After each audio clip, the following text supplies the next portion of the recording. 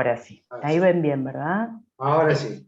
Bueno, primero, buenas tardes a todos. En primer lugar, agradecer a todos los colegas que en este horario se pudieron conectar. La verdad que somos muchos, gracias a Dios.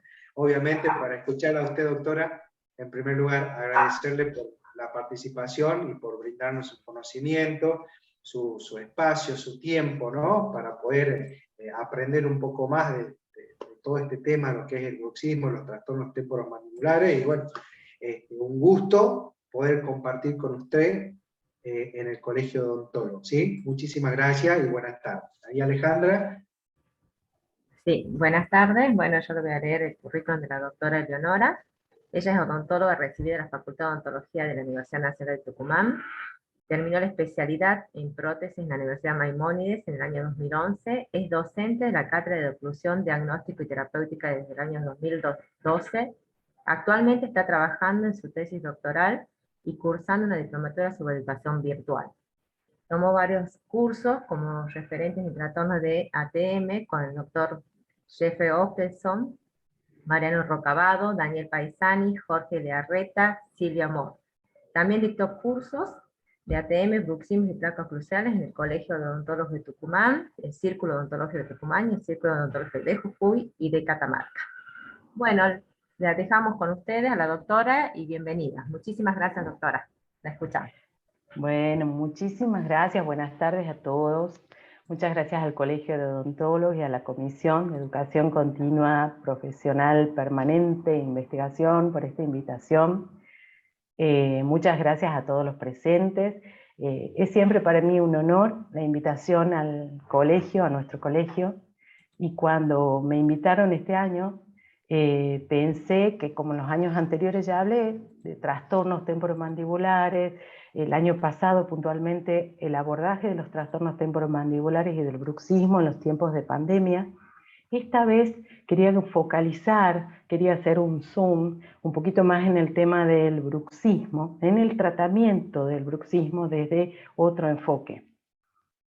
Además porque cuando digo que vamos a hablar de ATM, de músculos, de parafunción, baja la convocatoria. Entonces he decidido decir que vamos a hablar de bruxismo para que vengan todos, y los engañé, porque también se habla de ATM, también se habla de músculo y también se habla de parafunción, que en realidad está todo íntimamente relacionado. Justamente porque el bruxismo en sí deja muchas lesiones en todo el sistema, que son las que traen al paciente a la clínica y que debemos aprender a verlas desde un concepto mucho más amplio. Bueno, vamos a empezar con las definiciones, porque acá en la misma definición, que habla de una actividad repetitiva de los músculos de la mandíbula, caracterizada por apretar o rechinar los dientes, o apretar o empujar la mandíbula. ¿Qué quiere decir? Estamos involucrando dientes, mandíbula, músculos. Entonces, esta definición está hablando de una actividad de los músculos. Lo que nosotros vemos, y porque el paciente, cuando llega el paciente al consultorio, hablamos de todo lo que el bruxismo ha ocasionado. Entonces sí es necesario tener una visión, un panorama más amplio. A su vez, los consensos más recientes han decidido diferenciar en lo que es el bruxismo del sueño del bruxismo despierto.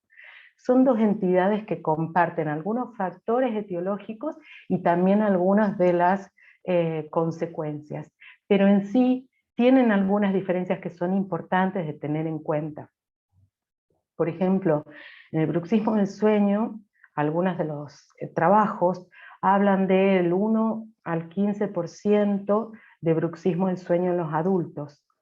El bruxismo del sueño, que es una actividad descontrolada de los músculos, es un golpeteo y un movimiento no controlado que puede tener una fuerza de 75 kilogramos.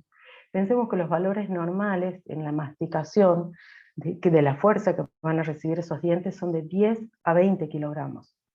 Y esta fuerza, este golpeteo, este frotamiento sobre los dientes, puede producirse hasta 12 veces por hora.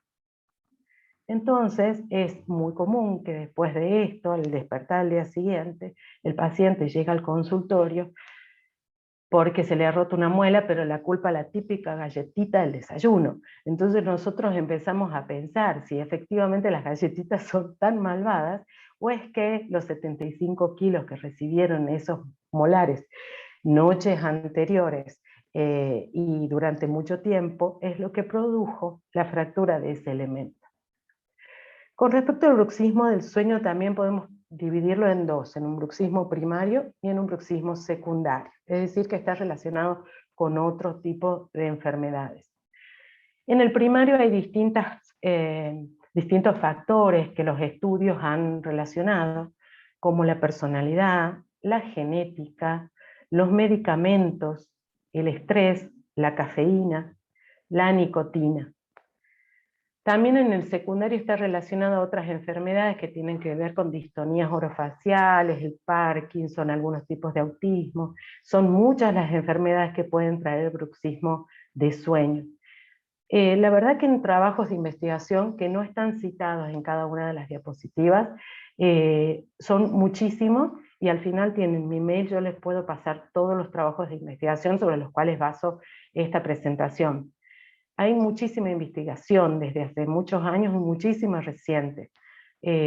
Así que más o menos de los consensos finales, los más actualizados, es de donde baso esta presentación.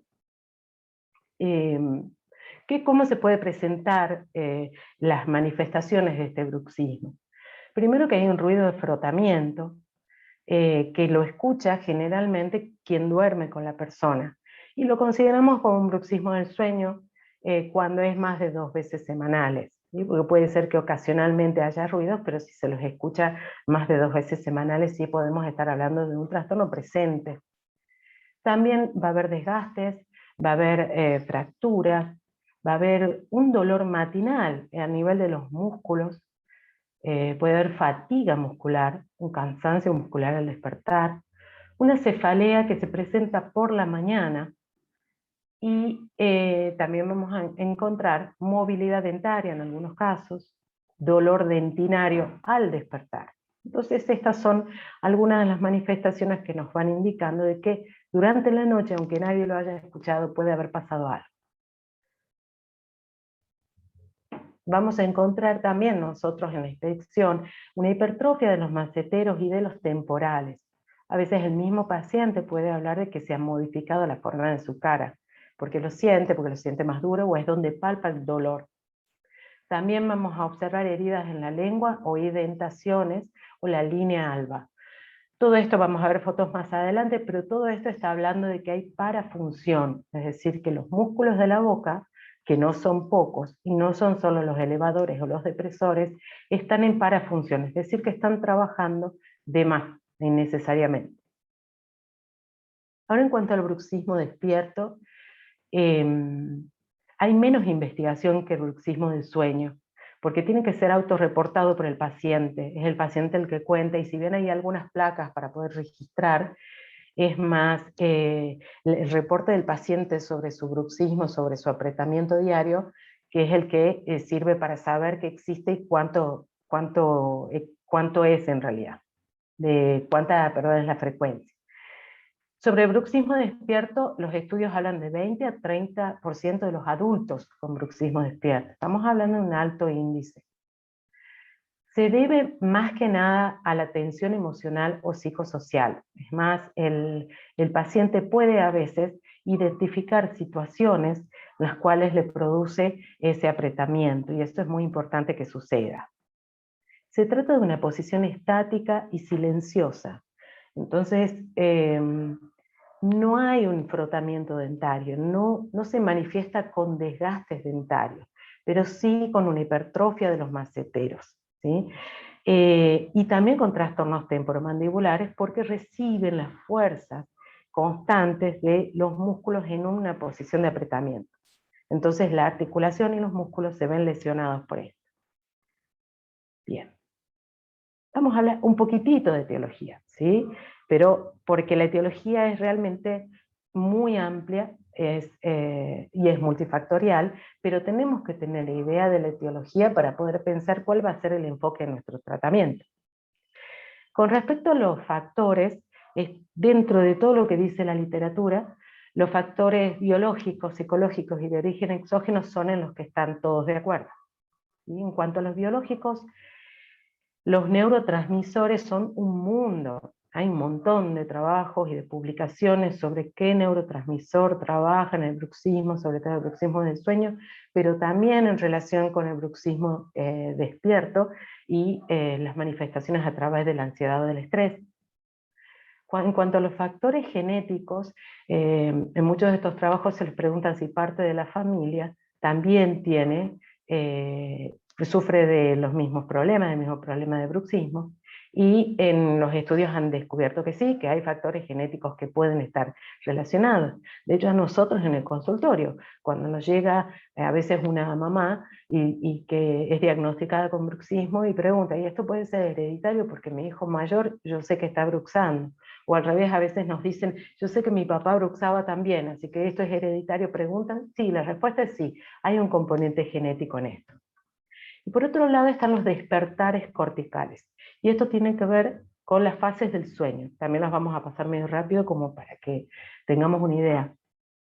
Durante el sueño hay 5 fases, las no REM y las REM. Las fases no REM son las en las que no hay movimientos oculares, y las REM en las que sí. A su vez, las fases no REM están divididas en 4 fases. En la etapa no REM, la fase 1 es la de sueño ligero, ¿sí? Cada ciclo dura desde 60 a 90 días, entonces estamos hablando de 60 a 90 horas, y estamos hablando de un 5% de ese ciclo, que de un sueño muy ligero, donde el tono muscular comienza a disminuir, y hay movimientos oculares lentos todavía. En la fase 2 ya disminuye el ritmo cardíaco y el respiratorio, también disminuye la temperatura del cuerpo y casi no hay movimientos oculares. Esta fase ya es el 50% del ciclo.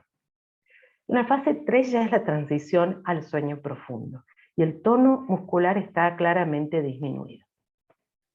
En la fase 4, los ritmos cardíacos y respiratorios son lentos, el sueño es el sueño reparador.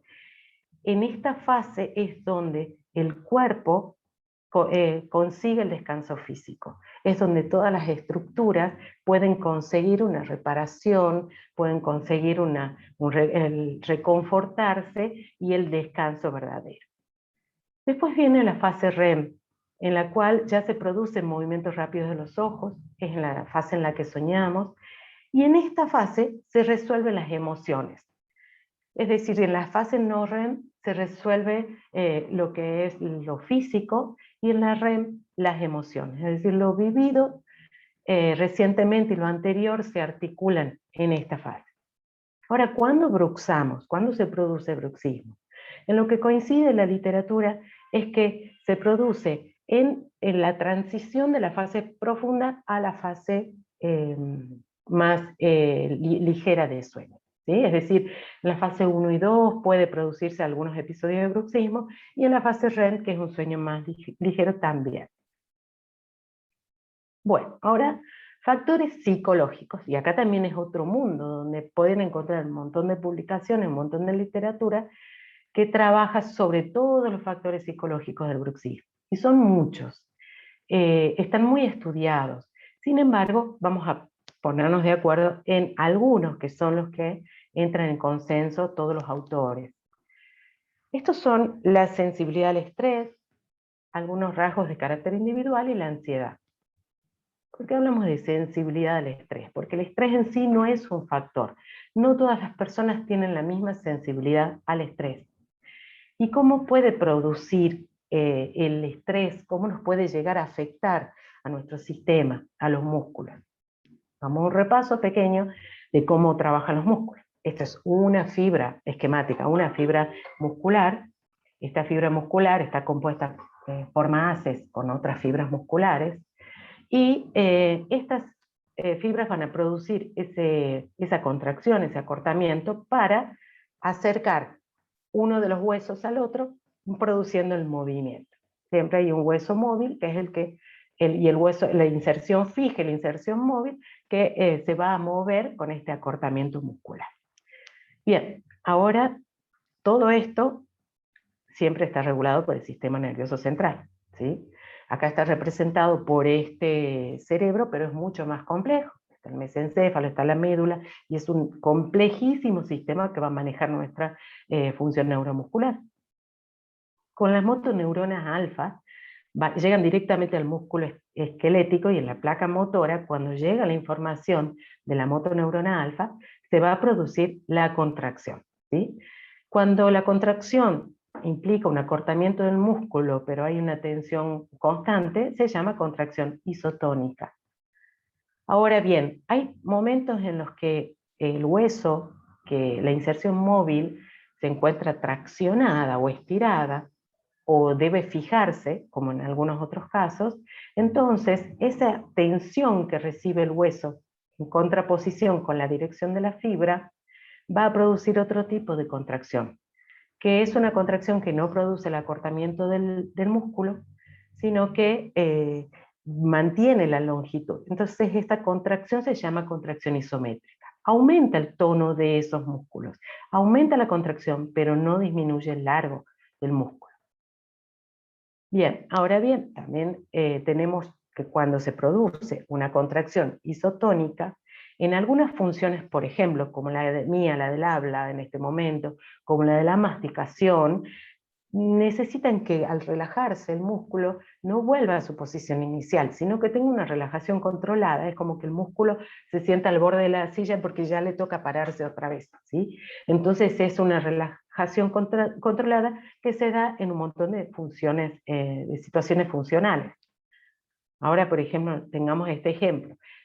Para el descenso de la mandíbula, podemos ver que los músculos en los suprayoideos, como el miloioideo, el vientre anterior del digástrico, se contraen, es decir, tienen una contracción isotónica, se acortan para producir el descenso de la mandíbula.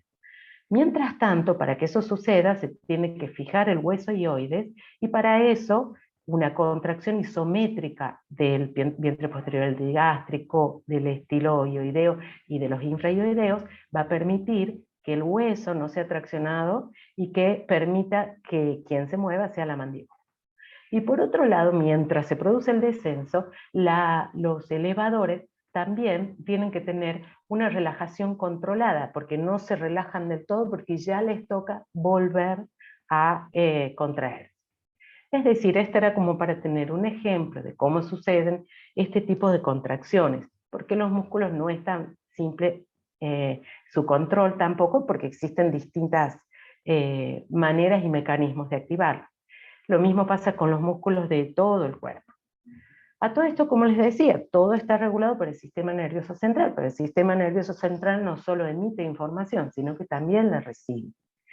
Y la recibe de los distintos órganos que están ubicados, ya sea en articulación, en periodonto, en hueso, o por ejemplo en los tendones, como los órganos tendinosos de Golgi, que detectan la presión e informan sobre la presión, o también los usos musculares, que están dentro de la fibra muscular. Y acá me detengo un poquito porque sí me interesa que lleguemos a esta información. El uso muscular está dentro de la fibra esquelética, y en sus extremos son contráctiles, pero en el centro no es contráctil, y tiene de manera anillada una fibra aferente que va a llevar información al sistema nervioso cuando sea estirada esta porción central. Entonces, eso va a hacer que cuando llega esa información al cerebro, inmediatamente las neuronas motoeferentes van a ir al músculo esquelético para evitar un estiramiento excesivo de un músculo y hacer que el músculo se contraiga y vuelva a su longitud normal. Todo estos también son sistemas protectores. Ahora que cuando la información llega de la neurona aferente al sistema nervioso central, que ya volvió el uso muscular a su longitud normal, entonces se ve inhibida la neurona motoaferente. ¿Cómo hacemos entonces cuando se quiere hacer un movimiento de contracción? Cuando cualquiera de los músculos del cuerpo quiere contraerse, si es que el uso muscular no está estirado, si partimos de una posición de no estiramiento, entonces se encuentra inhibida la motoneurona. Para eso el organismo tiene otra motoneurona que va a ayudar en esta situación, que es la motoneurona gamma. Esta motoneurona directamente va a ir hasta los extremos del uso muscular. Entonces, cuando se quiere producir la contracción, se va a enviar información de las dos motoneuronas. De esa manera, la motoneurona gamma va a producir una contracción de esos extremos del uso muscular y va a estirar entonces la parte central del uso muscular, enviando información al sistema nervioso que activa la motoneurona que va a contraer al músculo esquelético. Ahora, ¿para qué dirán que les cuento todo esto? Es porque el estrés trabaja directamente con la gamma, la motoneurona gamma, ¿sí? El estrés va a mantener estimulada la motoneurona gamma permanentemente, con lo cual la información del sistema nervioso central es que debe mantener un tono aumentado del músculo permanentemente. Cuanto mayor es el estrés, más aumenta el tono muscular. ¿Sí? Bien, ahora entienden por qué les hablaba de todo eso. Por ejemplo, vamos a ver este reno, este ciervo, que está pastando tranquilamente. Probablemente está en una relajación controlada, porque sus músculos están masticando, tienen que caminar para buscar el pasto, va moviéndose, que hay una relajación controlada. Ahora, en cuanto este ciervo escucha un ruidito en el medio del bosque, va a alertar a sus músculos. Hay una señal de alerta, de posible peligro. Entonces su tono muscular se va a aumentar. ¿Eso qué quiere decir? Ese tono muscular va a estar listo para llegar al máximo de su potencial. Este estrés es bueno para este ciervo porque lo prepara para poder salir corriendo cuando aparezca el depredador. Entonces ahí sí su músculo llega al máximo potencial y tiene la posibilidad de huir. De la misma manera el predador tiene el músculo en su máximo potencial porque carga con otro estrés. Una vez que estos ciervos han logrado escapar del predador, vuelven al ratito a estar pastando normalmente y su relajación vuelve a estar controlada. Ahora, si para nosotros los humanos fuera así de fácil y pudiéramos volver a pastar tranquilamente después de una situación de estrés, no existiría ni esta charla ni el bruxismo. Entonces, lo que nos pasa a nosotros es que vemos amenaza o una situación de alerta constantemente, porque no convivimos con los predadores, no convivimos con un tigre ni con una pantera, nosotros convivimos con otro tipo de peligros. Cuando cada vez que una situación de peligro o de alerta va a incidir sobre nuestros músculos, en el caso puntual de los maceteros, vamos a ver cómo hay un aumento de ese tono muscular. Entonces, eso sucede, y si sucede todos los días, eso va a producir finalmente un daño. Nosotros vemos el predador en la calle, cuando vamos caminando y él se acerca demasiado a nuestra cartera o nuestra mochila. Nosotros vemos el predador en las veredas de Tucumán porque tenemos miedo de doblarnos el tobillo. También lo vemos, ni hablar de que si viene una moto en la vereda o viene contramano, por supuesto que nuestros músculos llegan a la máxima contracción, más que alerta estamos listos para salir corriendo y tirar la cartera dentro de la casa. Todo eso nos vamos alertando. Ahora con el tema del COVID, si alguien está por estornudar y está sin barbijo cerca nuestro, es una razón más para estresarnos. También el Zoom, no solo que no se me conectaba, sino todas las clases, y hoy la educación híbrida mantiene la educación virtual, entonces el Zoom sigue siendo una razón de estrés para muchos, docentes, estudiantes. El dólar lo fue siempre, desde que tengo uso de razón, ¿sí? Fue una de las razones por las cuales aumentamos nuestro tono muscular. Las redes sociales, esto es un poco más actual, las redes sociales y el hábito de dormirse viendo las redes sociales no solo va a producir un aumento del tono muscular, sino que también va a traer bruxismo por la cantidad de insomnio, por la cantidad de estímulo que hemos recibido. Bueno, y las madres también, madres y padres, también entienden que a veces nuestros pequeños retoños pueden aumentar nuestro nivel de tono muscular, más cuando queremos hacer también otras cosas, como en el caso de esta fotografía. Bueno, eso es nuestra sensibilidad al estrés. Este podría ser uno de los factores psicológicos. Con respecto a los rasgos de carácter individual, es decir, a los tipos de personas, también hay muchos trabajos que hablan sobre esto. Sin embargo, no hay grandes acuerdos. No se puede decir que el que tiene trastorno obsesivo compulsivo sí o sí va a tener bruxismo, ni tampoco que el que es muy tímido.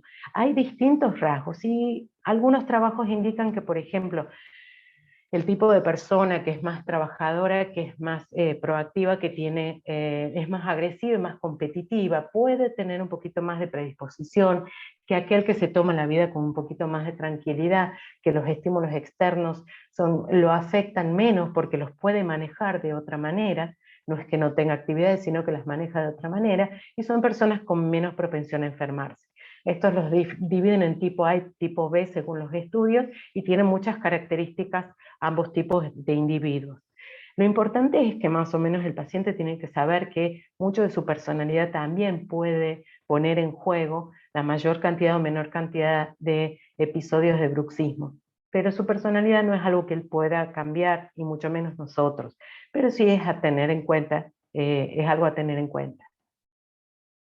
Con respecto a la ansiedad, es un gran tema porque la ansiedad no solo produce bruxismo, sino que la ansiedad a veces entorpece el tratamiento. No sé si han visto estos dibujos, no me acuerdo ahora el nombre del autor, Alberto Montt, creo, que habla y hace mucha humorada sobre la ansiedad. Hola, mucho gusto, soy tu ansiedad y te acompañaré en todo lo que hagas. Sería la ansiedad, y efectivamente acompaña en todo, en el cuerpo, en el momento del descanso y en todo momento. Si lo buscan, la verdad que van a encontrar cosas muy divertidas, pero acá en este caso no es tan divertido lo que nos produce la ansiedad, y lo vamos a ver un poquito más adelante también, cómo podemos tratarla. Con respecto a los factores, volvemos a los factores etiológicos, los de origen exógeno están resumidos también según la literatura en algunos factores específicos. Todos coinciden en que el alcohol, la cafeína y el tabaco son factores exógenos que aumentan el nivel de bruxismo, de sueño. También en el caso del apretamiento diario, del bruxismo de despierto. La cocaína, las anfetaminas y el éxtasis no es algo que nos esté contando el paciente, pero si nosotros sabemos que van a aumentar el bruxismo y estamos frente a un caso en el cual no conocemos cuáles son las razones y podríamos indagar un poco sobre este tipo de sustancias. Ahora también con la nueva situación de mayor estrés, hubo muchísima llegada de las personas a los psicólogos y a los psiquiatras, y aumentaron también la cantidad de medicamentos que se dan, y entre esos algunos estudios asocian algunos de estos medicamentos antipsicóticos con la producción del bruxismo. Entonces es a prestar atención, y en la historia clínica saber, por supuesto, que es todo lo que consume nuestro paciente. Ahora, ¿cómo vamos a abordar el tratamiento de bruxismo? Teniendo todas las piezas que acabamos de ver, ¿cómo vamos a nosotros de qué manera? Y por eso hablamos de esta nueva mirada. ¿Cuál debería ser nuestra mirada frente a todos estos factores? Acá hay un cuadro que me gusta mucho, que es de Escher, que se llama Los Tres Mundos.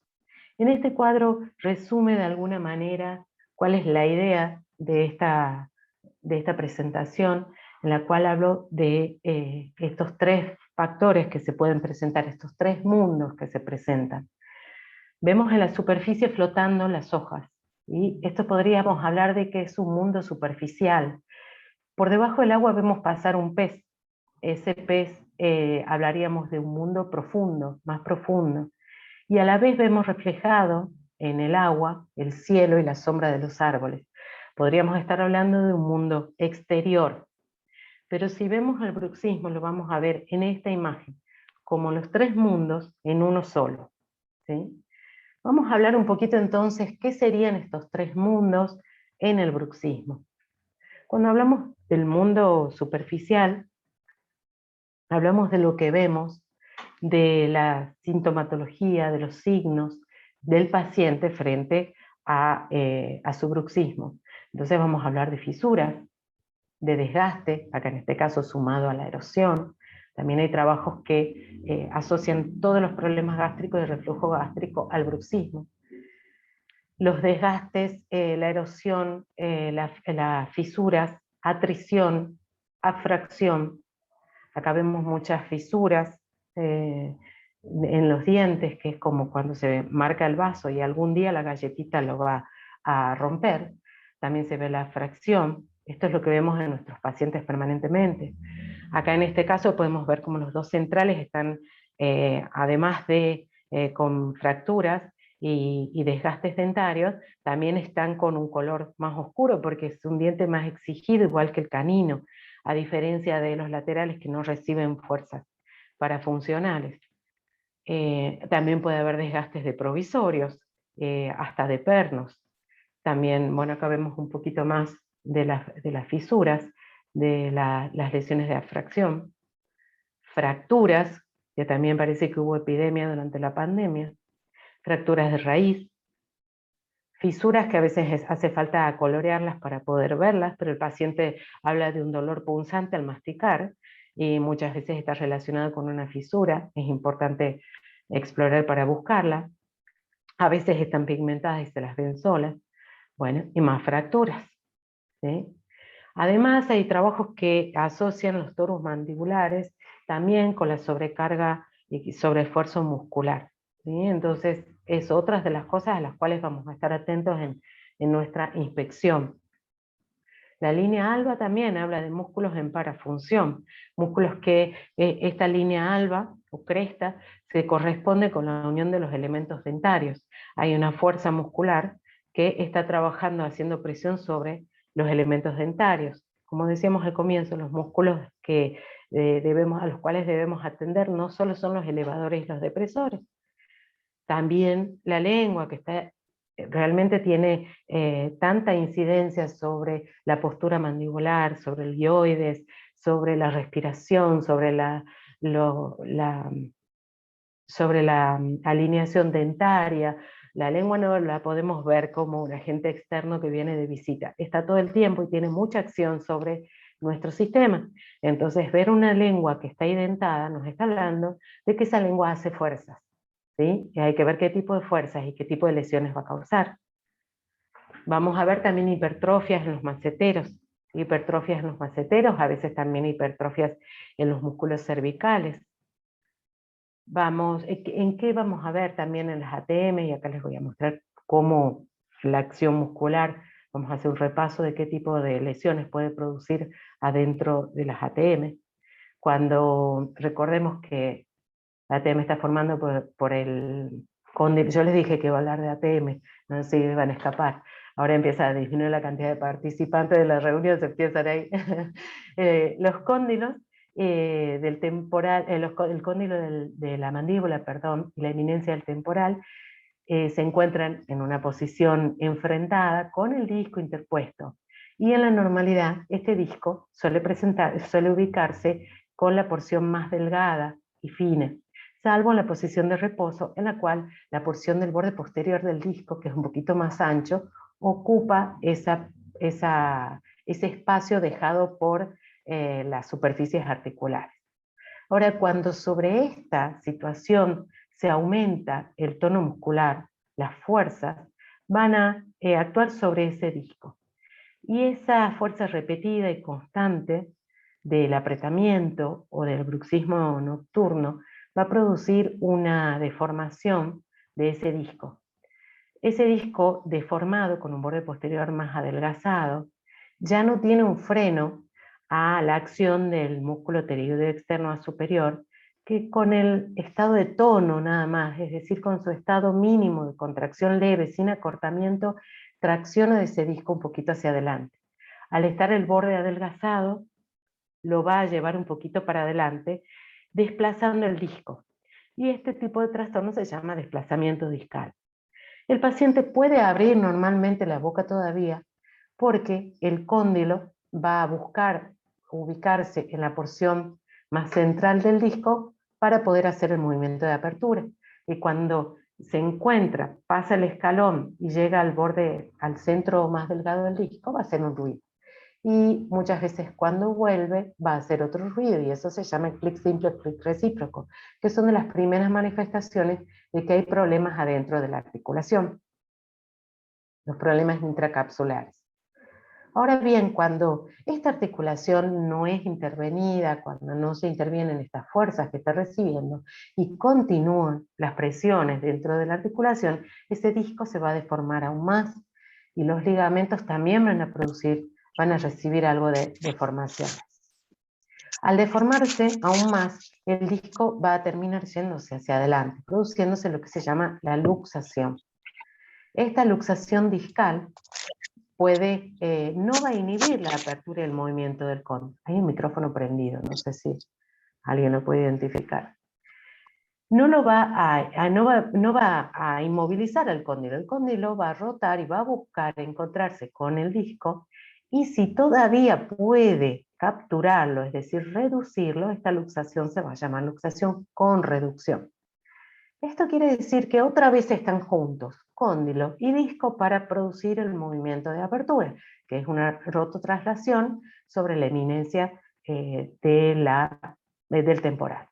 Se produce una apertura normal y muchas veces en este momento en el cual se produce esa reducción va a haber algún ruido y algún movimiento en la mandíbula, algún movimiento lateral que se va a traducir en una desviación en esa apertura. Pero finalmente la apertura llega a una medida normal, de apertura normal, que el paciente lo puede medir con 3 dedos, nosotros lo medimos por una regla, que puede ir de 45 a 55 milímetros de acuerdo a los autores. Bien, esta reducción con luxación discal, si tampoco es intervenida, va a terminar deformando aún más. Perdón, les voy a mostrar un video de cómo el cóndilo captura el disco y puede producir el movimiento completo sobre la eminencia articular. Se puede ver el video bien, ¿no? Si no, me avisan. Bien, gracias. Bien, entonces, al continuar las fuerzas, este tono aumentado, entonces ya va a deformar más los ligamentos, deformar más el disco. Entonces ya ahora sí, si queremos hacer un movimiento de apertura, ese disco ya no se lo reduce, ya no lo captura, y entonces ya es una luxación discal sin reducción. Clínicamente vamos a ver que el paciente no llega a una apertura interincisal de 45 a 55 milímetros. Generalmente llega a una apertura de 30 a 35 milímetros solamente. ¿Por qué? Porque hay un disco interpuesto que, como si pusiera algo atrás de una puerta, no me permite abrir más, no le permite al cóndilo continuar en la trayectoria. Y si esto sucede de un solo lado, probablemente la mandíbula se vaya hacia ese lado en donde el cóndilo no puede adelantarse. Si suceden los dos, la trayectoria de apertura va a ser recta, pero va a estar reducida. Para no hablar mucho de trastornos, es que no me explaye en todo este tema, pero de los trastornos intracapsulares. Pero sí es importante que lo tengamos en cuenta, porque nuestros pacientes van a llegar con parte de estos trastornos y el tratamiento va a ser diferente a que si no los tienen. Si las presiones entonces dentro de esa articulación continúan, si no hemos hecho nada, perdón, esta es el disco sin reducción. Cuando el cóndilo quiere avanzar, se encuentra con el disco que está acá adelantado y no se lo permite. Bien, entonces, como decía recién, si continúan las fuerzas sobre esta articulación, si no es tratado, entonces probablemente ya se produzca una deformación del fibrocartílago que rodea a esas superficies articulares, también se empieza a consumir la cortical y llegamos al esponjoso. Estas alteraciones ya a nivel óseo ya llevan el nombre de osteoartritis o de osteoartrosis. Depende de si hay dolor o no hay dolor. La osteoartritis es cuando está el dolor activo, la inflamación. Y en este caso ya el disco no se lo captura y la apertura va a depender ya de cuánto los ligamentos cedan en esto, porque cuánto se hayan distendido y estirado esos ligamentos. Bien, acá pueden ver un video también de esto. Acá nosotros cómo vamos a ver esto, vamos a ver radiográficamente una osteoartritis, una osteoartrosis o artritis la vamos a ver de esta manera. Esta es la misma paciente a los 13 años y a los 18 años. Se ve claramente una destrucción de ese cóndilo. Al ser tan joven la paciente se hizo también estudios sobre situaciones hormonales, porque hay algunas reabsorciones óseas idiopáticas en las articulaciones. También se hizo estudios reumatológicos para ver si se podía deber a alguna situación de alguna enfermedad autoinmune. Pero la verdad debo decir que cada vez, y a ustedes les debe pasar, cada vez son más jóvenes los pacientes que vienen con las ATM destruidas. Y esto se debe a cambios de hábitos, a cambios de posicionales, al aumento del estrés, a los cambios en el estudio y un montón de otras cosas. Nosotros clínicamente, además vamos a ver que las aperturas son diferentes en cada uno de los pacientes. Esto es lo que les decía, miren cómo hay una desviación, pero este paciente puede llegar a una apertura normal, de paso pueden espiar esa lengua que tiene parafunción, o en este caso en donde la apertura no llega a ser del todo normal, este paciente no tiene una apertura de 45 a 55 milímetros, y en este caso sí, pero se debe a situaciones musculares más que articulares. Cuando aprendemos a ver y a diagnosticar, que vamos a ver un poquito más los pasos que van a llevar, vamos a entender que hay señales a las cuales debemos atender. Las cefaleas tensionales, aprender a diferenciar de lo que es un proceso migrañoso. Hay una sobre diagnosticación de migraña y también de fibromialgia. Muchas veces el paciente diagnosticado con migraña o fibromialgia termina mal diagnosticado, ¿no? Y por profesionales no idóneos, digamos, termina siendo una cefalea tensional, porque los músculos tienen una capacidad de producir una tensión en un lugar alejado y a través del sistema nervioso central reflejar de manera heterotópica ese dolor. Y es otro sistema muy complejo, lo vimos en charlas anteriores y no voy a ahondar sobre eso. Pero sí de cómo afectaría la postura a los músculos, ¿sí? Y por qué aparecerían estos dolores cervicales asociados muchas veces a todo este síndrome, a estas manifestaciones en el bruxismo, en el paciente. Los músculos, todo nuestro sistema muscular está formado por cadenas musculares. Acá desde este punto de vista vamos a ver estamos viendo en verde la cadena anterior y en azul la cadena posterior solamente.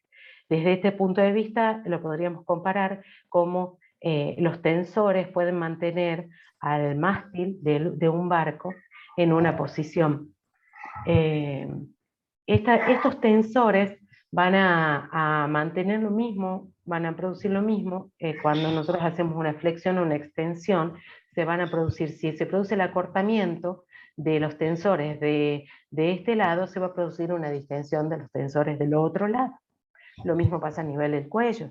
Miren, si nosotros pensamos dónde está sostenido nuestro cráneo, es decir, está sostenido en un lugar donde no se podría sostener con todo el peso del cráneo. Es decir, que nuestro cráneo se sostiene gracias a acciones musculares, ¿sí? Que están estratégicamente insertadas y que cuando trabajan de una buena manera nos pueden mantener una buena postura. Y en este trabajo se puede ver que cuando la cabeza está en una posición ortoestática, digamos, está en una muy buena posición, la cantidad de peso para los músculos va a ser solo de 5 a 6 kilos. Sin embargo, el trabajo de Kenneth Hansrach ha demostrado que lo que hoy llamamos también text neck, que son todos los problemas que trae del cuello, los mensajes de texto, cuando llegamos a un ángulo de 60 grados, que es en el que generalmente leemos, vemos un mensaje, escribimos un mensaje o vemos la computadora, puede llegar a pesar para esos mismos músculos 27 kilos, es decir, una criatura subida en nuestra cabeza permanentemente. Estos trabajos demuestran que hay un montón de trabajos, ahora también pueden ver las publicaciones, que el hecho de estar viendo el celular mientras estamos parados va a modificar el peso sobre la postura en los pies. Es decir, todo el cuerpo está modificado por dónde está la mirada y dónde está el cuello. Por lo tanto, toda nuestra postura muscular va a estar, la postura corporal va a estar condicionada. Entonces vamos aprendiendo nuevas posturas para poder equilibrarnos en esta nueva situación. Bien, acá veamos más o menos qué pasa con lo que se llama cabeza adelantada. Si nosotros estamos en una posición repetida mucho tiempo, este músculo, que es el esternocleidomastoideo, que va desde la apófisis mastoide hasta, pasa por la clavícula y se inserta en el esternón, corresponde a la cadena anterior. Entonces, cuando hay una flexión de la cadena anterior, este músculo también se encuentra acortado. Y esta posición repetida, vuelvo a decir, con todas las posturas que tenemos de trabajo, las posturas no solo del celular, sino también para cocinar, para ver la televisión de acostados, o sea, estamos en una postura mucho tiempo de esta manera y este músculo comienza a considerar que su posición es esa, la posición de acostado, de acortado. Entonces, mantiene a la cabeza de esta manera en una posición adelantada. Este músculo se encuentra acortado. Entonces ya comenzamos con el primer músculo que cambia su posición, cambia su estructura para adaptarse a esta posición. Bien, la cabeza no se queda mirando para abajo. Necesita también el cráneo girar, de alguna manera rotar, para que podamos ver al horizontal, porque no solo vemos para abajo. Y para eso entonces estos musculitos que están acá detrás del cráneo, son los músculos posteriores del cuello, necesitan aumentar su tono muscular para contrarrestar esta posición de la cabeza adelantada. Entonces estos músculos van a trabajar de más. Vamos a ver nosotros muchas veces en una radiografía, en una teleradiografía de perfil, vamos a ver que este espacio también se encuentra disminuido a raíz de que el cráneo ha tenido que rotar hacia atrás. Y recordemos que acá tenemos muchísimas terminales nerviosas, salidas de nerviosos entre la C0, C1, C2, que están relacionadas en los núcleos nerviosos con toda la inervación de la cara también. Entonces, si se ve afectada la parte nerviosa de este sector, también se va a ver afectado el sector de la cara, ya sea puede haber algunas situaciones del simpático, como una rinitis, como un ojo rojo, puede ser sensibilidad, que aparece en sensibilidad a nivel de los temporales, cuando en realidad el origen está en un músculo de este sector, o también puede haber una reacción motora de protección de la zona, un aumento del tono muscular a raíz de que el sistema nervioso central detecta que hay un problema y por sistemas complejos termina enviando la información a la cara y comienzan ahí los dolores orofaciales o el aumento del tono muscular. Esto es lo que vamos a ver en la clínica, muchas veces son los cuellos adelantados y están íntimamente relacionados con el bruxismo muchas veces y con los trastornos temporomandibulares. Esta posición a la cual ya los músculos, el esternocleidomastoideo y los posteriores del cuello ya se han adaptado, vamos a ver que el trapecio se va también a contraer en su sector, en su porción más superior y media, pero no en la posterior se encuentra estirada porque tenemos los pectorales que se encuentran contraídos, ¿por qué? Porque los hombros vienen para adelante por la tracción de la posición, entonces el trapecio acá se encuentra estirado. Todo esto es una posición bastante común en la persona con cabeza adelantada. Pero ¿qué implica para nosotros esto? Primero, que la tracción del cráneo hacia atrás va a hacer que el temporal tenga que traccionar de nuestra apófisis, desde la apófisis coronoide a nuestra mandíbula, aumentando el tono muscular. Pero además recordemos que también existe el hueso ioides.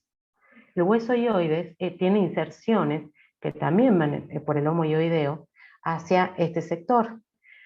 Al estar la cabeza adelantada, va a hacer que tanto el lomo ioideo como el esternoioideo se encuentren estirados, porque la cabeza ha cambiado la posición. Entonces, el hueso ioides va a traccionar hacia abajo, pero el hueso hioides también tiene otras inserciones que son los suprayoideos. Esos suprayoideos también se van a ver traccionados, por lo tanto van a traccionar de la mandíbula hacia abajo. Nosotros no andamos viendo al piso, por eso es que nuestros músculos van a compensar la posición craneal, pero tampoco andamos por la vida con la boca abierta. Para compensar esta tracción, los músculos deben aumentar su tono muscular contra la tracción, entonces los músculos elevadores aumentan su tono muscular solamente para poder ir por la vida con la boca cerrada y mirando al frente. Entonces la postura tiene una gran incidencia en nuestra acción muscular. Debemos evaluar siempre los factores posturales en los pacientes. Bien. Nuevamente lo mismo. Un resumen.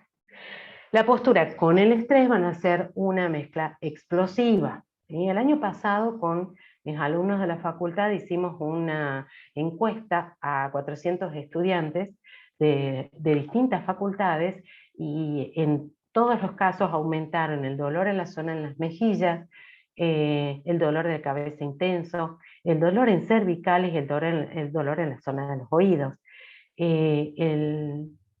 La presencia del dolor está representada en celeste y naranja, y el aumento durante la pandemia, o la aparición durante la pandemia, está indicado en naranja.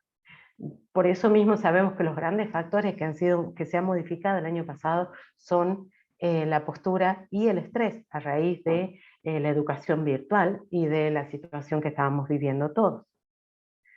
Para hacer un tratamiento de este caso vamos a tener que hacer un diagnóstico correcto, y para eso no podemos quedarnos solamente con la atracción, la fracción, sino que tenemos que saber que como en este mundo también existe la articulación y los músculos, debemos ver si la dinámica mandibular es la correcta. Si hay desviación o si hay deflexión, nos está hablando que adentro de la articulación algo está sucediendo, ¿sí? Debemos ver cuánto abre el paciente la boca y cuánto puede hacer en sus excursiones de lateralidad o de protrusión, para ver si eso se mueve con normalidad y diferenciar un trastorno que sea de adentro de la articulación o de los músculos. También es necesaria una palpación muscular para poder diagnosticar no solo los músculos de la cara, elevadores y depresores, sino que también vamos a ir a diagnosticar y a palpar los músculos del cuello. También una exploración de la ATM es necesaria para ver si hay inflamación intracapsular o de los tejidos retrodiscales. Vamos a hacer una placa prácticamente siempre que hay bruxismo, porque toda la literatura habla que la férula oclusal o la placa oclusal realmente trabaja disminuyendo los efectos nocivos, pero también la podemos usar para facilitar la reparación de los tejidos. Entonces, si nosotros tenemos un paciente que tiene bruxismo, vamos a darle una placa, pero esa placa no puede ser una placa estándar.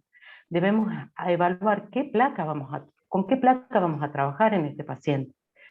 Si, por ejemplo, sabemos que una placa orgánica, la que devuelve la oclusión orgánica, tiene la función de darle a la situación dentaria a una armonía. ¿Cómo sería esto? Si nosotros estamos en una situación armónica en la articulación y producimos un cierre, en la mayoría de los casos nos podemos encontrar con un contacto prematuro. Ese contacto prematuro enviaría información al sistema nervioso central de que, a través del periodonto, de que hay un diente que corre peligro. Entonces el sistema nervioso central va a enviar información a los músculos de que cambien la posición de la mandíbula porque hay un diente en peligro. Entonces la mandíbula va a modificar esa posición para lograr una estabilidad a nivel de los dientes, una estabilidad oclusal. Esta estabilidad oclusal no siempre entonces va a estar asociada con una estabilidad dentro de las articulaciones. Por eso es que con una placa, una férula oclusal o una placa oclusal que reúna todas las características de una placa orgánica, lo que buscamos es devolver al paciente su posición de relación céntrica, que es una posición musculoesquelética estable, con un dispositivo interpuesto entre los dientes que envíe la información a nivel del sistema nervioso central de que los dientes están bien, están ocluyendo de una manera, como lo dice la oclusión orgánica, es decir, contactos puntiformes, simultáneos de ambos lados, de mayor intensidad del sector posterior y menor intensidad en el sector anterior. Que cuando hago un movimiento excéntrico, los sectores anteriores son los que van a producir el desacople.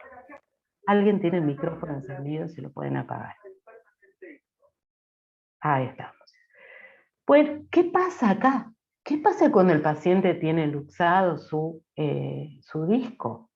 Si bien en este caso el disco sí es recapturado, el paciente tiene luxado el disco. ¿Qué céntrica voy a buscar? ¿Con qué método voy a buscar céntrica? Si uso el método bimanual, probablemente me esté incrustando sobre los tejidos retrodiscales. Si uso las laminillas de Long, el Schick de Lucía o cualquier otro tipo de dispositivo, no voy a lograr que este cóndilo se sitúe en el disco para poder lograr lo que es la posición de relación céntrica. Entonces, es importante, en este caso, pensar que vamos a buscar otras alternativas. Cuando la luxación es con reducción, entonces ahí sí vamos a hablar de otro tipo de placa, que es una placa reposicionadora anterior.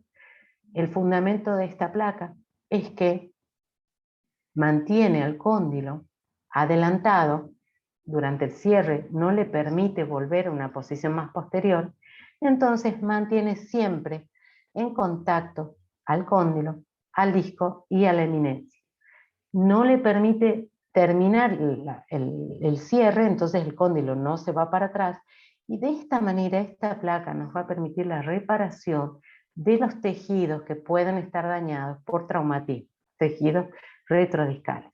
Y si en este caso podemos tratarlo a tiempo, muchas veces esos tejidos retrodiscales reparan de una manera fibrosa, permitiendo que esos tejidos después funcionen como un disco sin producir dolor y adaptando de alguna manera a esta nueva situación, y el paciente puede producir su apertura bucal. ¿Qué pasa con una luxación discal sin reducción? Si yo hago una placa reposicionadora, por más de que yo lleve la mandíbula hacia adelante, recuerden que no hay manera de que yo capture a mi disco. Entonces una placa reposicionadora anterior sería totalmente contraindicada, igual que en una osteoartritis. Entonces, en este caso, no debería ser este tipo de placa, sino una placa oclusal. Le llamamos placa oclusal, que no es una placa orgánica, porque la placa orgánica es la que busca relación céntrica. Acá no tenemos una relación céntrica, solamente tenemos una placa oclusal que va a cumplir con algunos requisitos, como disminuir la presión dentro de la articulación frente a las fuerzas de apretamiento. También va a tener algo de guía anterior, de manera tal que pueda producir una disminución de la acción de la cincha pterigomasseterina en los movimientos excéntricos. Entonces también es un protector muscular. También va a ser un intermediario entre los dientes para que las fuerzas de rechinamiento, de apretamiento no produzcan desgastes ni otro tipo de lesiones. Entonces esta placa oclusal no busca la relación céntrica y lo que busca es separar las articulaciones, proteger un poco a los músculos y a los dientes. Ahora bien, cuando nosotros vamos a hacer una placa oclusal, debemos siempre estar atentos a que, como no hemos llegado a una posición repetible como es la relación céntrica, a medida que desinflaman los tejidos, esa mandíbula va a ir cambiando de posición. Entonces debemos hacer ajustes de esa placa para que siempre reúna con todos los requisitos y no aparezcan nuevos contactos prematuros y nuevos engramas musculares y nuevos estímulos de la cincha pterigomasseterina para producir nueva parafunción. Ahora bien, también nos podemos encontrar con algunos pacientes que, la placa oclusal también para la osteoartritis, que no pueden abrir la boca porque tienen un trastorno muscular. Ese paciente viene y no puede abrir la boca más de 10 o 15 milímetros. Siempre que hablamos de 10 milímetros o menos de 20, 25, 30 milímetros, estamos hablando de trastornos musculares. Entonces lo que podemos hacer, como no podemos tomar una impresión completa, vamos a tomar una impresión parcial solamente del sector anterior y vamos a hacer de esta manera una placa anterior. ¿Con qué idea? De quitar la propiocepción del sector posterior. Es decir, que el periodonto no envíe ninguna información, y de esa manera también vamos a aliviar la actividad de los músculos elevadores. Puede ser tras una inyección de troncular, puede ser tras una lesión, puede ser tras un cambio brusco como una corona o una restauración alta, que produzcan este tipo de contracción muscular que finalmente con una placa anterior podemos disminuir la actividad muscular, y con el tiempo, no mucho, debería producirse una apertura normal mayor. Y ahí sí debemos tomar una impresión completa y hacer placas completas, porque la placa anterior no debe ser de uso prolongado, ya que puede producir la extrusión del sector posterior, la intrusión del sector anterior, y la placa reposicionadora anterior tampoco tiene un uso prolongado, no más de 8 a 6 meses, porque modifica la posición dentaria y puede dejar una posición de un engrama adelantado a la mandíbula, o bien también algunos estudios implican que una posición adelantada puede inducir al bruxismo. Entonces, en ambos casos hay que tener un diagnóstico justo y usarlas el tiempo necesario. Una placa de por sí debe ser evaluada en cada caso. En algunos casos vamos a hacer placa superior, en otros vamos a hacer placa inferior. Pensemos, por ejemplo, en el caso de una deglución atípica, donde la lengua se está interponiendo entre los elementos dentarios, no podemos hacer una placa superior porque necesitamos que la lengua se ubique ahí. Entonces a ese paciente sí o sí le vamos a hacer una placa inferior. Y en otros casos también va a ser indicada la placa inferior. La dimensión vertical puede estar aumentada o no. Esa dimensión vertical la vamos a aumentar. Hay estudios que indican que aumentar la dimensión vertical mucho más del espacio libre interoclusal es una buena técnica para disminuir las fuerzas de apretamiento. Si bien hay otros estudios que indican que eso no puede sostenerse mucho en el tiempo. Entonces, ¿podemos hacer una placa con la dimensión vertical aumentada? Sí. ¿En qué casos y cuánto tiempo? Es necesario evaluar. ¿Cuándo no se hacen guías desoclusivas? ¿Cuándo vamos a hacer una placa lisa? No queremos ningún plano que lleve ese cóndilo hacia atrás. Debemos evaluar esa situación de la articulación y de los músculos para saber cuándo y cuánto de overjet y cuánto de overbite vamos a hacer para producir la desoclusión del sector posterior. Es decir, nosotros no podemos considerar tomar un par de impresiones y mandar al laboratorio para que nos haga la placa. Debemos nosotros tomar todas estas decisiones para tratar al paciente con la placa. Es lo mismo que vayamos al oftalmólogo, el oftalmólogo nos diga, sí, che, sí, estás viendo mal, así que llegate al kiosco y buscate unos anteojos que te anden bien. ¿Sí? No es eso, nosotros debemos diseñar esa placa de acuerdo a toda la patología que tenga el paciente, el bruxismo y todas las lesiones que haya causado ese bruxismo. Además, al tratamiento le vamos a acompañar de otras cosas. Esto en cuanto al diseño de la placa es muy importante, porque la debemos confeccionar casi como hace el sastre o la modista en el paciente, porque no podemos tomar una placa estándar y considerar que nos va a servir, porque no es lo mismo ir a la modista o al sastre que encargar por internet y darnos con que el modelo no está ajustado a nuestro cuerpo, ¿sí? Sin embargo, si dicen ustedes quién va a comprar una placa por internet, les cuento que hay muchos avisos en Mercado Libre y en el Marketplace donde te venden la placa de bruxismo estándar, llamada placa de bruxismo, placa mio-relajante con distintos nombres. Y acá dice, por ejemplo, la placa mio-relajante se puede retirar en el día, no es necesario asistir 2 veces al consultorio. Es decir, ¿puede el paciente pedir una placa por internet? Sí. ¿Por qué? Porque la necesita. ¿Por qué? Porque ha googleado que con la placa se cura. ¿Por qué? Porque algún odontólogo capaz que le hizo la placa a algún vecino y no le funcionó porque no tuvo un buen diagnóstico. Entonces el paciente no quiere invertir en una placa hecha en un consultorio, va a probar con la placa hecha en Mercado Libre. Además del tratamiento con la placa, vamos a acompañar también con otras indicaciones al paciente.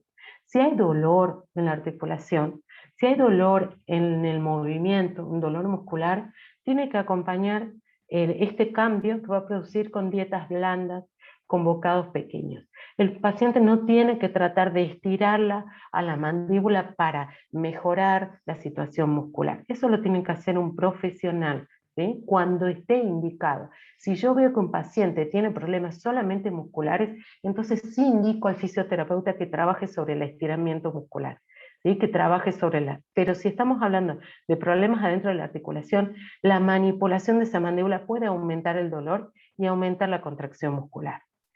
Le pedimos al paciente que durante un tiempo deje el chicle y deje las Big Mac las doble Big Mac o triple. Si hay dolor, entonces acompañamos el tratamiento con AINES, porque el dolor trae más parafunción. Entonces, ¿se pueden hacer tratamientos prolongados con ibupirac, con paracetamol? Sí, la idea es siempre controlar que el paciente vaya modificando otro tipo de conductas y que use la placa y que vaya a fisioterapia si hace falta, para acompañar este tipo de tratamiento farmacológico. El Botox también está demostrado en los trabajos que es efectivo para tratar el bruxismo. En mi caso, yo no he derivado, yo no pongo Botox y no he derivado para Botox a ninguno de mis pacientes porque todavía no he encontrado el caso. Pero si ustedes encuentran un caso en el cual con las terapias convencionales no pueden tratarlo, por supuesto está indicado el Botox en estos casos. Los trabajos indican que sí, actúa sobre los músculos, disminuye el bruxismo diurno y nocturno. Pero si no tratamos todos los otros factores, sin ir más lejos, ayer vino una paciente con Botox en los maceteros, pero con una lengua hiperactiva y una luxación discal reciente en su articulación. Es decir, no va a inhibir todo y tiene la contra de que hay que mantener el Botox durante el tiempo, volver a ponerlo porque se pierde el efecto. Muchas veces el Botox es una búsqueda cosmética para poder disminuir el volumen de los maceteros. ¿Está indicado el Botox? En algunos pacientes sí. También en algunos casos pueden indicar ansiolíticos, sí. En mi caso solo una paciente de todos los pacientes que he tratado por bruxismo me ha rogado por los ansiolíticos y se los he indicado. Porque el ansiolítico va a actuar sobre el estrés. Los miorelajantes que se pueden dar no siempre van a ser de acción porque la causa, el factor inicial del dolor muscular no es siempre miógeno, no está causado en el músculo y por una contractura muscular. Entonces muchas veces los miorelajantes no funcionan, pero como a veces vienen acompañados de algún sedante, algún tranquilizante, puede ser que para el paciente ayude a bajar su ansiedad y su estrés. También el cannabis medicinal, hace poco hice un curso con Mariana Ríos, que es una odontóloga que trabaja con cannabis medicinal en la odontología. También la farmacología del cannabis medicinal indica que puede bajar los niveles de estrés y la actividad muscular. Yo no indico tampoco cannabis medicinal porque no indico ansiolíticos, porque no indico Botox, porque busco otro tipo de tratamiento, pero hay pacientes a los que también buscan el cannabis medicinal, a los cuales se los derivo a Mariana directamente para que ella los trate, ¿sí? Pero nosotros podemos encontrar otras alternativas. Y en esta otra mirada tenemos que considerar todos los mundos, no solo este exterior mundo de los signos y síntomas. Hay un mundo profundo. En este mundo profundo no nos podemos meter como si fuéramos psicólogos, por más de que algunos nos hagamos a veces los psicólogos, porque necesitamos trabajar de manera interdisciplinaria. Pero sí es importante hablar con el paciente y detectar si hay factores, porque generalmente los hay en el estrés y en otro tipo de emociones, que acompañan al paciente en esta manifestación de bruxismo. Acá dice el chiste, otra vez aquí, ¿se puede saber de dónde vienes? Se puede, pero son años de terapia. Y eso es cierto, muchas veces la ansiedad, por ejemplo, tomará su tiempo para tratar. Pero también debemos considerar que los pacientes tienen distintas maneras de ver el mundo. Entonces, esa diferente manera de ver el mundo habla de distintos individuos, como decíamos, distintos tipos de individuos, que también van a modificar desde este lado profundo este mundo del bruxismo. Y bueno, en este caso son dos miradas artísticas del mismo objeto, pero hay otros casos en los que el paciente suele ser el que mira la cuesta y no el paisaje. Entonces, hay tipos de pacientes que siempre van a tener una mirada de este modo. Probablemente no podamos cambiar la percepción del paciente, pero sí es importante que la tengamos en cuenta, porque ni siquiera va a creer en el tratamiento que le estamos proponiendo. He puesto esta imagen para recordar otra cosa que viene desde lo que sería el mundo profundo, que es lo que es la ganancia secundaria. Esta es una imagen de la obra teatral de Molière, que es El enfermo imaginario. Muchas veces el que padece algún dolor o alguna afección o algún problema clínico tiene alguna ganancia secundaria sobre eso. La atención de alguien de la familia, o en algunos casos la posibilidad de faltar al trabajo, alguna madre que prefiere que su hijo mantenga la enfermedad para poder sacar un certificado de discapacidad. Hay distintos casos y todos los he visto en este consultorio.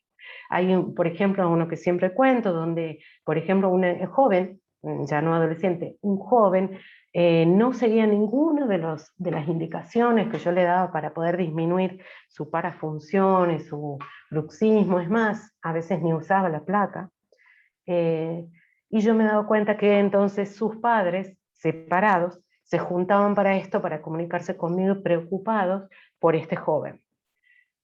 Cuando, hablando con los padres, en ese momento buscamos la alternativa a ver si no había una ganancia secundaria en este paciente sobre esta situación, también entonces hemos indicado que el paciente directamente se comunique conmigo cuando tenga dolor. Entonces el paciente, y eso hago muchas veces con los pacientes jóvenes, adolescentes, o donde sospecho de alguna ganancia secundaria, donde digo que directamente se comuniquen conmigo. Y yo puedo adelantar el turno, puedo darle una indicación, puedo preguntar sobre qué es lo que está haciendo, y de esa manera ya deja de involucrar a ese tercero, ¿sí? A esa tercera persona. Es importante tenerlo en cuenta porque el paciente muchas veces no lo ve y es necesario trabajar con su entorno. Pero sí es importante que el paciente pueda entender que hay una relación entre esta parafunción, en la cual está el bruxismo, está la deglución atípica, está el apretamiento de los músculos, está el empuje lingual, están las malas posturas, etcétera, etcétera. Hay una relación de esta parafunción y sus emociones, y que el paciente tiene la posibilidad de influir personalmente en ese problema. Le damos al paciente, en este caso, esa posibilidad, porque si el paciente tiene la noción y la conciencia de que hay una situación emocional en la cual desencadena en un dolor físico, el paciente comienza a tomar las riendas de esta situación, se da cuenta que le duele más la cabeza cuando hay una situación que le estresa, que se despierta con más dolor de la mandíbula cuando está por rendir un examen. Los estudiantes vienen, me duele cuando estoy por rendir. Entonces, ¿hay situaciones emocionales? Sí. El paciente las identifica, entonces lo que puede hacer, ya con solo identificarlas, es poner un interruptor entre la emoción o la mente y el cuerpo. Entonces, de esa manera, no permite llegar al cuerpo. Además, si no puede solo con esto, por supuesto, debe acudir a un especialista. Acá, por ejemplo, dice, vengo a conocer mis emociones, quiero que se vayan de mi cuerpo. El paciente ya sabe por qué va a ir, porque tiene un dolor físico, pero ese dolor físico viene de algo emocional. Y no es acá en el consultorio donde le exigimos que nos cuente por qué, sino que de alguna manera lo alentamos a que busque esa salida en los profesionales idóneos. Un psicólogo, un psiquiatra, coach, un cura, un grupo, una reunión de autoayuda, lo que le haga falta para poder pensar cuáles son las emociones que llevan a su cuerpo a sentir dolor. De esta manera se desenchufaría lo que pasa de la emoción al cuerpo y se puede trabajar sobre eso. Ahora bien, hay otro mundo, que es ese mundo exterior. Ese mundo exterior que es en el cual convive el bruxómano, está viviendo en ese mundo exterior, que a la vez el bruxómano lo modifica a ese mundo exterior y a veces no siempre para bien. Este mundo exterior nos puede apabullar y muchas veces tenemos ganas de salir corriendo, ¿sí? Y de dejar todo como está y de cambiar de mundo. Este cambio de mundo no se puede del todo, pero sí podemos producir cambios en la mirada y en ese mundo exterior y en ese ambiente que nos rodea para que el reflejo, como en la figura de Escher del árbol o del cielo, nos reflejen algo bueno y no nos aumenten esta situación del estrés y del bruxismo. Nuestra actitud como profesionales acá es muy importante. Nuestra actitud debe ser cálida, amistosa y tranquilizadora, porque estamos frente a un paciente ansioso, estresado o dolorido. No podemos nosotros decirle, bueno, es la manera en la que usted ve el mundo. Usted es el causante porque tiene que ir al psicólogo. No podemos tratar al paciente como culpable de esto, sino que nosotros lo que vamos a hacer es decirle, está en tus manos la posibilidad, está en sus manos la posibilidad de un cambio. Y acá le pasamos entonces la posta en el tratamiento. Yo siempre les digo a los pacientes, el tratamiento del bruxismo o de los trastornos temporomandibulares es lo más parecido a lo que podríamos decir que es el tratamiento del nutricionista. El nutricionista nos toma medidas, nos manda a hacer análisis, evalúa cuáles son nuestros problemas de obesidad y entonces nos va a elaborar una buena dieta. Pero de esa dieta la llevamos nosotros a la casa y de nosotros depende que a la próxima visita al nutricionista haya cambios o no. Es decir, que haya una baja de peso o no, o los que quieren subir de peso. No es el caso mío. Y nosotros también vamos a tener una actitud como la de un entrenador. En este entrenador no se cansa, no transpira, no hay un músculo que se haya contraído en el entrenador, ¿sí? Pero es el encargado de que su entrenado lo haga. Entonces nosotros vamos a ser motivadores, porque el paciente va a estar solo al momento de pasar cada una de las dificultades, pero nosotros debemos ser los que le dan el ánimo para que lo pueda hacer. Entonces, le damos un plan de acción en estos cambios. Todos los días un poquito. No son grandes cambios, todos los días un poquito. A veces se puede facilitar el cambio empezando el día, y esto les propongo muchas veces a los pacientes.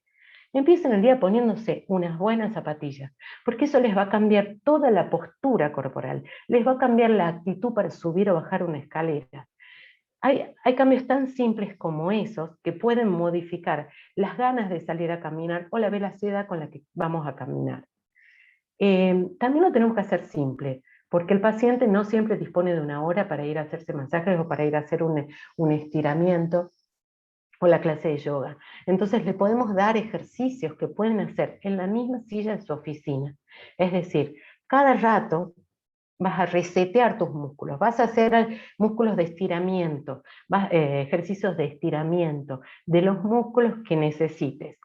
Hay muchos trabajadores que trabajan en la computadora, las computadoras deben ser colocadas en posiciones más ergonómicas, las oficinas deben ser diseñadas de maneras ergonómicas, el telemarketer sufre muchísimo, son muchos los pacientes con telemarketer que llegan acá, porque no solo tienen una muy mala postura, sino que además tienen una muy mala respiración y un estrés aumentado también en su trabajo, como muchos de los trabajadores con atención al público. Debemos diseñar ese ambiente, debemos darle, por ejemplo, también alguna herramienta, como por ejemplo este protector de pantalla, para que cada vez que el paciente vea el celular y antes de desbloquearlo, tenga un recordatorio que sus dientes deben estar separados, que su lengua y sus labios deben estar relajados. También podemos utilizar algunos recursos atractivos como aplicaciones. Yo a mis pacientes les sugiero la instalación de esta aplicación, que es gratuita, y en la cual a cada ratito les va a sonar un recordatorio que les va a preguntar cuál es su condición actual. Si está relajado, si hay apretamiento mandibular sin contacto, si los dientes están en contacto, si hay apretamiento dental o si hay rechinamiento. Y a la vez, si hay dolor, les va a preguntar cómo es el dolor y en dónde está localizado. Y después se hace una evaluación. Todos estos datos y la evaluación me la muestran a mí algunas veces, pero para mí lo más importante no es la evaluación mía, sino la que hace el paciente a cada rato cuando esta aplicación les suena y les recuerda que debe saber cómo está, en qué posición está su mandíbula, en qué posición está su cabeza, en qué posición está su lengua y sus labios. Hay trabajos que demuestran que modificar el hábito oral sobre, ahora, ahí vamos, modificar el hábito oral sobre digamos, del apretamiento, también va a tener una incidencia, por ejemplo, sobre el dolor de cabeza. No solo va a actuar sobre la articulación, como hemos visto que va a quitar las presiones, y sobre los músculos que cuando trabajan de manera constante e isométrica puede producir daños. Entonces, de esta manera, le damos al paciente algunas recomendaciones. Las pautas de la higiene del sueño, por ejemplo. Es re importante que nos tomemos un rato largo o que le mandemos todos los links posibles que le enseñen al paciente con trabajos, con publicaciones, con este tipo de dibujos, qué tiene que hacer para dormir. Porque los trabajos demuestran que el buen descanso disminuye el estrés y que por lo tanto se retroalimenta un buen descanso para poder descansar mejor la noche siguiente. ¿Sí? Entonces hay varias cosas que no hay que pasarlas a la ligera, como esto de tomar, de autoeducarse, de que la cama es solamente para dormir, que hay que evitar las pantallas antes de dormir. Les recomiendo a los pacientes que lo dejen una hora antes por la cantidad de estímulos y además para poder ir posicionándose y de alguna manera motivándose al momento del descanso. De la misma manera que se motiva a un bebé cuando se le enseña a dormir, nosotros tenemos que aprender, el paciente tiene que aprender a volver a dormir bien. Al bebé se le bajan las luces, se le da un baño siempre a la misma hora, se trata de que siempre a la misma hora vaya a dormir, que el ambiente para dormir sea adecuado, no se le da Coca-Cola antes de dormir a los niños, y mucho menos, digamos, bebidas o azúcar antes de dormir, siempre tratamos de que sea la leche y que sea un ritual de descanso, del baño, de los masajes. Para nosotros debemos hacer exactamente lo mismo. El adulto debe tener un ritual previo al descanso para avisarle al cuerpo, viene el momento del descanso, no hay leones, no hay alarmas, no hay ningún tipo de amenaza. Entonces podés descansar y mereces descansar. Decirle al paciente que se diga en voz alta, merezco descansar, a veces ayuda a que el paciente modifique sus hábitos de sueño. Y nosotros también, que muchas veces nos pasa que antes de dormir y en ese mismo momento nos aparece un pensamiento como este. ¿Estás segura que llegó la corona del paciente de las 8 de la mañana? Y entonces en ese momento uno ya no está en condiciones de ver si ha llegado el trabajo, de cancelarle al paciente, y empieza a ver cómo va a dibujar esa situación en ese momento. Yo recomiendo que para este tipo de pensamientos el paciente tenga un anotador de papel y lápiz en la mesa de luz. Papel y lápiz, no lapiceras, porque para escribir de acostadas a veces la lapicera pierde la tinta.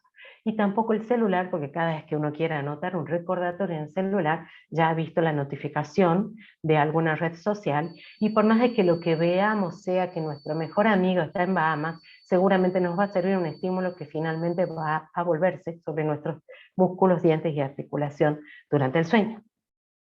Cuando el paciente hace cambios, es necesario que nosotros vayamos registrándolos, destacar esas mejorías. Siempre preguntarle, ¿has hecho esto? ¿Has cambiado la posición de la articulación de la computadora? ¿Has mejorado la postura? ¿Has mejorado en tu cama, tu almohada? ¿Has cambiado los hábitos? ¿Has cambiado algún hábito? Y registrar todo lo que el paciente haya mejorado, debemos registrarlo en la historia clínica. El paciente debe ir notando esos avances, porque igual que cuando vamos al nutricionista, a veces son gramos, pero es importante el cambio de hábito que nos va a dar un muy buen resultado al final de este camino, que a veces presenta mesetas, que a veces no bajamos ni un gramo, pero sabemos que en la incorporación de ese hábito y de nuevos hábitos mejoras van a producir el cambio que estamos buscando. Bien, entonces, los tratamientos de relajación, o sea, controvertidos por un lado, pero existen varios estudios que sí indican que el yoga, la meditación y la autohipnosis tienen acción sobre el estrés, sobre los músculos, ¿sí? Ahora bien, nosotros estamos frente a pacientes estresados, entonces no siempre, todos te dicen, sí, yo quería ir a yoga, pero nunca encuentran su momento.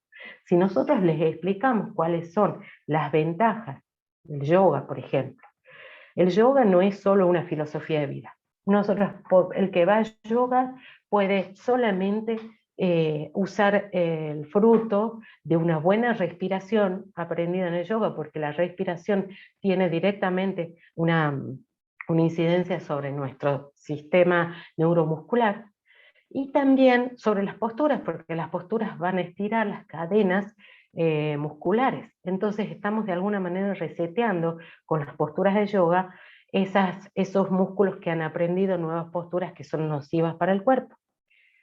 Esto es uno de los trabajos en los cuales muestra que la relajación profunda a través de la meditación trascendental alivió la tensión intramuscular y la fatiga, promoviendo una función muscular equilibrada y coordinada. Este es uno de los trabajos que cito, pero que tenemos que tener en cuenta, como les decía recién, que el paciente es un paciente ansioso y estresado, y que muchas veces ese tiempo de ir a tomar una clase de yoga o de tomar una meditación larga no se lo toma. Es un paciente ansioso, quiere todo para allá en la mayoría de las veces. Entonces hay otras alternativas que no son ir a un muelle, buscar el mejor lugar y la mejor música para meditar. También existe lo que se llama el mindfulness. Y el mindfulness es como la adaptación de la meditación oriental a nuestra vida occidental. Ese mindfulness hay millones, se van a encontrar en Spotify un montón, hay podcasts y también en internet, en YouTube y distintas páginas, distintas aplicaciones, que hay mindfulness, es decir, meditaciones hasta para correr. Es decir, poner la conciencia plena en lo que estoy haciendo. Si yo me concentro en el aquí y ahora, el cerebro deja de manejarse con la ansiedad. Trabaja con lo sensorial en el aquí y ahora. Entonces el mindfulness es una alternativa. El paciente lo puede poner en práctica mientras lava la verdura, mientras corre, son 5 minutos, tomar 3, 5 minutos, 3 paradas en el día para hacerlo, mientras se baña. O miren, también hay un ejercicio de mindfulness para cepillarse los dientes. De paso, matamos 2 pájaros de un tiro, el paciente se cepilla los dientes con mayor concentración, ¿sí? Nosotros vamos a darle al paciente las indicaciones siempre por escrito, porque viene estresado, viene dolorido, es ansioso. Entonces, lo que le digamos, como yo hoy que he hablado un montón, al paciente lo va a marear y va a salir sin saber qué hacer y le va a aumentar su ansiedad. Entonces, siempre le damos por escrito. Puede ser escrito en el recetario o podemos tener así una especie de cronogramas para la primera semana. Le damos pequeñas misiones para su semana. No lo llenemos de tareas. Le decimos que esta semana se concentre en que los dientes estén separados, que la lengua y los labios relajados, que tenga atención al cuello y los hombros. Le podemos decir que baje esa aplicación, o que ponga el protector de pantalla, o que ponga algo en la habitación en la que más está, que todo el tiempo le recuerde que debe estar atento a estas posiciones. Si vemos que hay algo a nivel muscular o de la postura, entonces en esta primera semana ya le damos la indicación para fisioterapia o reeducación postural global, para que el paciente vaya reeducando también la musculatura, reseteando y ayudando a una posición más propicia para generar los otros cambios. le decimos que tome mucha agua, que tome poco café, todavía no le quitamos el alcohol, porque a veces si le decimos que no tome alcohol se pone más ansioso, pero después de a poco le vamos a decir el alcohol, el café, el cigarrillo, son las cosas que también van a aumentar tu bruxismo. Entonces vamos a ir conquistando primero a este paciente, que sea parte de este tratamiento. Y siempre la higiene del sueño va a ser fundamental. En este tipo de tratamientos debemos trabajar en interrelación. En nuestro trabajo es interdisciplinario, debemos trabajar con otros profesionales de otras áreas. El paciente es uno, pero tiene, así como tiene 3 mundos, también hay profesionales que van a trabajar sobre esos diferentes mundos del bruxismo, ¿sí? Y debemos aprender a trabajar en conjunto, tener diálogo, escribirles mensajes, escribir cartas. Si el paciente viene contento de un traumatólogo, viene contento de un osteópata, de un kinesiólogo o de un entrenador, le pedimos el nombre, porque a otro paciente se lo podemos derivar, ¿sí? Es importante el tratamiento integral de estos 3 mundos, ¿sí? Y bueno, como conclusión final, y después voy a ver si hay alguna pregunta, hablando de los 3 mundos y de los límites de estos mundos, siempre me acuerdo de la película de Truman Show, cuando él cree que hay algo más allá del mundo en el cual vive, y decide escaparse en un barco y se da con que ese cielo en realidad era parte de la utilería. Nosotros podemos encontrarnos con muchos límites en nuestros conocimientos, muchos límites en el abordaje para el tratamiento de un paciente, pero siempre a través del conocimiento, de la búsqueda, de la interdisciplina, de las interconsultas, siempre tenemos una salida. Y si encontramos esa salida vamos a estar contentos nosotros, contentos nuestros pacientes, y vamos a ir avanzando en lo que es también en poder brindar a la comunidad nuestras investigaciones o nuestros proyectos de investigación sobre este tema. Entonces conocer, ir más allá, animarnos a tomar el barco y buscar los límites y no solo quedarnos con los conocidos, nos va a llevar a un muy buen lugar, ¿sí? Bueno, muchas gracias. Acá termina esta presentación. Si quieren hacer alguna consulta, Bueno, a ver ahí el doctora, vamos a ver si hay una pregunta. Ahí lo pueden voy a hacer, dejar de compartir para... lo pueden hacer en el chat o también pueden abrir sus micrófonos. Si tienen una pregunta, por favor. La verdad que Leonora, muy lindo, muy claro. Creo que también es una problemática muy actual debido al tema de la pandemia. Entonces, creo que es muy importante lo que has dicho, verlo al paciente en todo y no solamente, por ahí, a veces nosotros tenemos la boca nada más, ¿no? Así es. Y lo que gira alrededor y trabajar en equipo, me parece muy importante, que creo que nosotros como odontólogos debemos trabajar en todas las áreas. Yo soy odontopediatra, pero creo que todas las áreas deberíamos trabajar los odontólogos ya no solo aislados, sino en equipo. Exactamente, y desde el odontopediatra, perdón, ya que estamos, el detectar las malposiciones del cuerpo completo, ¿sí? Y poder reeducar al paciente a tiempo es importantísimo, porque va a evitar los pacientes adultos en nuestros consultorios con estas problemáticas. De que sí atraviesa todas nuestras disciplinas, como decís. Claro, y creo que como algo muy importante que has mostrado es el tema con respecto al uso del celular, ¿no? Va a ser un problema bastante importante en la gente joven. Bueno, aquí voy a ir leyendo, dice el doctor Daniel Aló, dice: gracias doctor, excelente conferencia, gracias por compartir sus conocimientos. La doctora Roxana Padín, también excelente, muy buenas las sugerencias. El de doctor Diego de Hermosillo también, excelente, doctora, muchas gracias. Ahí veo un mensaje de Juanchi Bercellone, que es el kinesiólogo con el que estoy trabajando, excelente, hace reeducación postural global, así que bueno, se lo recomiendo, pero no me le ocupen todos los turnos, por favor, nada más. ¿Sí? También trabajo con un osteópata que es Andrés Kenasi, ¿sí? Pero siempre cada uno va a encontrar con quién trabaja y que sean personas estudiosas, personas que tengan la misma mirada hacia la tarea humanitaria que es la odontología y el cuidado del paciente.